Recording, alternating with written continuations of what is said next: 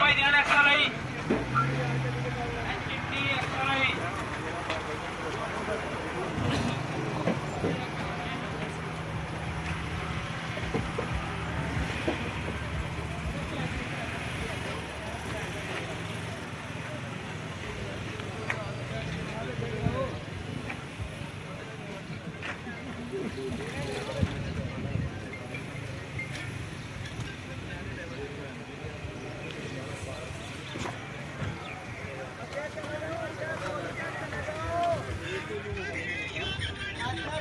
ਕਿਸੇ ਨੇ ਕੱਢ ਕੇ ਨਹੀਂ ਦੇਣਾ ਅੱਛਾ ਕਿਸੇ ਨੂੰ ਸਮਝ ਨਹੀਂ ਆਣੀ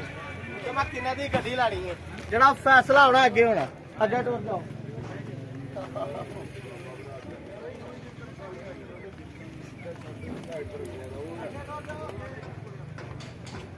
ਆਤਾ